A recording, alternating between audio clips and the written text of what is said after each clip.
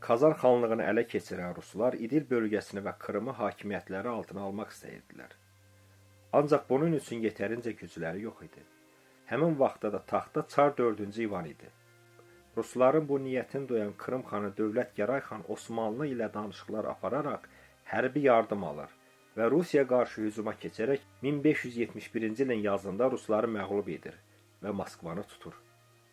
Vəziyyəti belə görən Çar 4-cü İvan barış üçün yollar axtararaq Osmanlı Sultanı 2-ci Səlimə məktub yazıb, Krım xanından verdiyi ziyana görə şikayət edir və Sultandan mərhəmət istəyir. Sultan II. Səlim isə cavab məktubu yazaraq Kazan və Astarxan qalalarının Krım xanlığına təslim edilməsini istəyir. Məktubda deyilir: Andrey Kuznesk adlı elçinizlə göndərdiyiniz məhəbbət dolu məktubunuz gəldi. Bundan öncə Kabardin bəy və ona tabe olanların iltiması ilə tikilən qalanın dağıdılması ilə bağlı göndərilən məktubunuza əməl olundu. Adı keçən qalanın dağıdılmasından sonra qala içində olanlar da Astarxan qalasına köçürüldü. Qalanın hakimi də tənbih edildi. Səmərqənd və Buxaradan bu tərəfə, yəni Osmanlı məmləkətinə gəlib gedənlərə zərər verilməməsi üçün tapşırıqlar verildi. Və dünya kimi qüvvətli iqtidarımıza sədaqətli qul kölə olduğunuzu və eyni zamanda dostluğunuzu bildirirsiniz.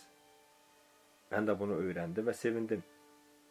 Əks halda pis fikirlərin öhdəsindən gəlmək üçün Allahın inayəti və Peyğəmbərimizin möcüzələri və övliyanın yardımı ilə müsəlman əskərləri düşmənlərin öhdəsindən gələrək bir çox qalaları fəth edib. Yeri gəlmişkən neçə sultanlar hünər göstərib ala bilmədikləri Venedikin əlində olan Kipr adasında biz ölkəmizə qatdıq. Astarxan və Kazan qalası İslam məmləkətinin olduğu halda Astarxanın Osmanlılara, Kazanın da Dövlət Gəray xana təslim edilməsi arzusundayıq. Bundan öncə olduğu kimi, dostluğa xələl gətirməmək üçün buranın təslim edilməsi münasib görülüb.